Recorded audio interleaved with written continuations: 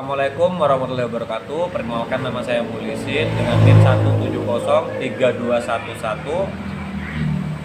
17032110008. Adapun komoditas pertama yang saya pilih itu adalah komoditas garam. Permasalahan utama yang dihadapi oleh para petani ialah kesulitan dalam mengakses pasar. Karena pada dasarnya pasar garam di sini memiliki rantai pemasaran yang cukup panjang. Alhasil, petani hanya mampu mengakses pasar garam hanya kepada tengkulak saja. Akan tetapi dengan catatan, ketika melakukan proses transaksi dengan tengkulak, petani garam di sini hanya memiliki fungsi penerima harga, bukan fungsi penentu harga. Hal tersebut tidak hanya terjadi baru-baru ini, akan tetapi sudah terjadi dari masa lampau.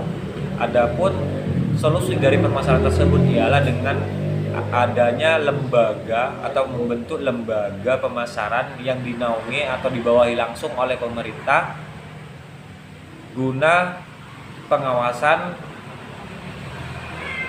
harga pokok penjualan komoditas garam itu sendiri. Tujuannya agar para tengkulak tidak bisa memanipulasi harga garam kepada petani.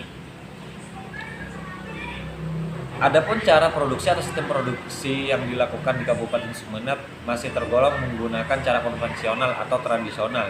Sedangkan jika kita lihat pada negara-negara pengekspor garam ke Indonesia, mereka sudah menggunakan sistem atau cara produksi garam dengan menggunakan teknologi-teknologi canggih yang dapat membantu mengefisiensikan dalam proses produksi garam tersebut.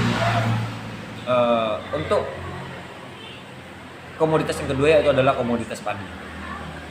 Indonesia sendiri dengan adanya kekayaan alam yang melimpah, tentunya dalam memenuhi kebutuhan pangan bukanlah merupakan hal yang sulit.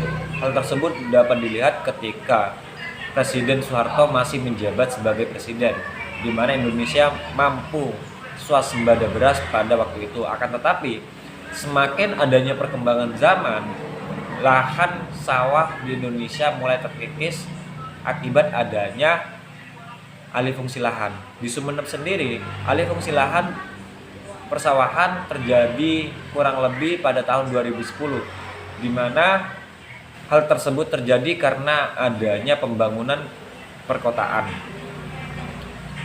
tanpa melihat faktor ketahanan pangan. Alhasil, lahan persawahan yang dikorbankan atau dipakai dalam membangun perumahan tersebut.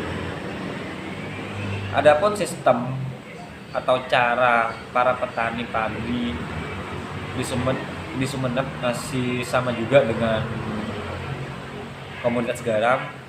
Mereka masih cenderung melakukan cara bercocok tanam dengan cara tradisional. Sedangkan jika kita lihat di negeri Cina, padahal negeri Cina terkenal sebagai negara industri pada saat ini, akan tetapi meskipun dikenal sebagai negara industri, Cina menempati urutan ke-1 dalam hasil produksi beras terbesar di Asia yang disusul oleh India. Tentunya penggunaan teknologi dan sistem pertanian yang efisien dapat mendongkrak hal itu terjadi. Untuk selanjutnya yaitu komoditas ikan air laut. Pada komoditas ikan air laut, tentunya Indonesia memiliki keunggulan di mana hampir 70% daerah wilayah Indonesia terdiri dari laut atau air. Akan tetapi, dengan adanya dukungan dari sumber daya alam yang begitu melimpah, karena kurangnya pengetahuan